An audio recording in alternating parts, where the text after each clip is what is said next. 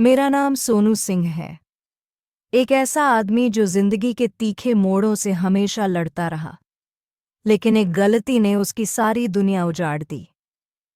आज मैं अपनी कहानी सुनाने जा रहा हूं, बिल्कुल सच्ची, दिल से दिल तक।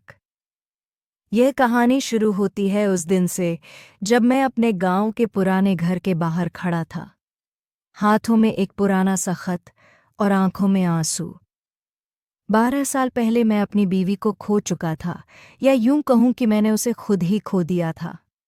लोग कहते थे कि वह बदनाम थी, भाग गई थी किसी और के साथ। मैं भी यही कहता रहा ताकि अपना चेहरा बच जाए। लेकिन सच तो ये था कि उस रात जब मैं विदेश जाने वाला था, मैंने उसे जहर पिलाया था। उसकी लाश को एक पुराने पाटरे के संदूक में बंद करके मैं कतर चले गए थे। वहां से वापस आने के बाद जब मैं अमीर बन गया, तब पछतावे ने मुझे खा लिया। मैंने सबको बुला लिया और उस संदूक को खोलने का इरादा किया ताकि सच सामने आ जाए। लेकिन जो सामने आया वो मेरी सोच से परे था। संदूक खाली था, सिर्फ एक चिट्ठी पड़ी थी। उस चिट्ठी ने मेरी दुनिया हिला दी। लेकिन यह कहानी सिर्फ इस संदूक से शुरू नहीं होती। ये मेरी पूरी जिंदगी की कहानी है, जिसमें बचपन की मजबूरियों ने शादी का बंधन, एक सपना जो जहर बन गया, और एक पछतावा जो जिंदगी भर का साथ निभा रहा है। सोनू सिंह ये नाम गांव में पहले एक मजदूर का था। अब लोग मुझे सेठ सोनू सिंह कहते हैं, क्योंकि कत्तर की मेहनत ने मुझे अमीर बना दिया। लेकिन यह अमीरी सिर्फ पैसों की है, दिल की नहीं। बचपन से ही जिंदगी ने मुझे सिखाया कि लड़कियां सिर्फ बोझ होती हैं। मेरा गांव था हरियाणा के एक छोटे से इलाके में, जहां जमीन सूखी रहती थी और लोग रोज की रोजी के लिए लड़ते रहते थे। मैं घर का एकमात्र बेटा था, 4 बहनों का भाई और माँ की आखिरी उम्मीद। पिताजी की मौत हुई थी तब मैं बस 10 साल का था। एक एक्सीडेंट में ट्रैक्टर के नीचे आ गए थे। उसके बाद घर की सारी जिम्मेदारी मेरे छोटे से कंधों पर आ गई। वह उम्र थी जब बच्चे खेलते कूदते हैं, स्कूल जाते हैं। मैं तो सुबह से शाम तक मजदूरी करता था। माँ लोगों के घर जाकर काम करती, बर्तन मांजती, कपड़े धोती। मेरी कमाई से घर का चूल्हा जल जाता। लेकिन बहनों की शादी का सपना तो दूर ही था। बड़ी 2 बहनों की शादी माँ ने बहुत मुश्किल से की।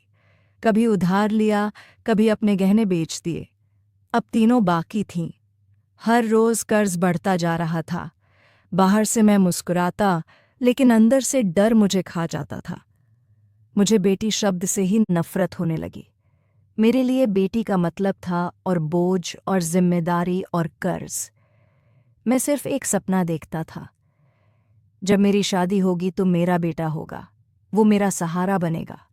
साथ मिलकर यह गरीबी से लड़ेगा, कर्ज चुकाएगा, बहनों की शादी करेगा। मेरी नज़रों में बेटा ही असली वारिस था, ताकत था। बेटी बस एक बोझ। माँ मेरी सोच को अच्छे से जानती थी। वो अक्सर समझाती, बेटा बेटियां तो भगवान की दया होती है, उनके नसीब से ही घर में सुख समृद्धि आती है। लेकिन मुझे यह बातें किताबों की लगती थीं। मैंने अपनी आंखों से देखा था माँ को अपनी बेटियों की वजह से परेशान होते। मैंने खुद को दिन रात मेहनत करते देखा ताकि उनका बोझ हल्का हो। मेरे लिए दया वह थी जो मेरे कंधे का बोझ कम करे, ना बढ़ाए।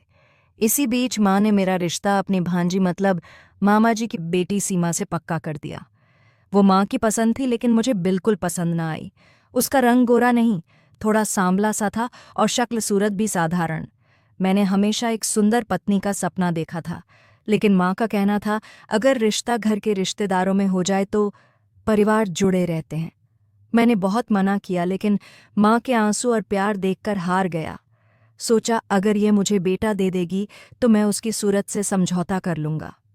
मुझे क्या पता था कि यह फैसला मेरी जिंदगी को उस मोड़ पर ले जाएगा जहां से वापसी का कोई रास्ता नहीं। शादी की तारीख तय हो गई, लेकिन खुशियों की शहनाइयां बजने से पहले ही हमारे घर में मातम छा गया।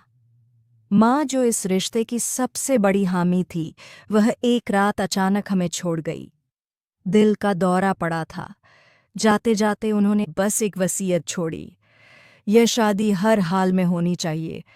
माँ के जाने के बाद मेरा दिल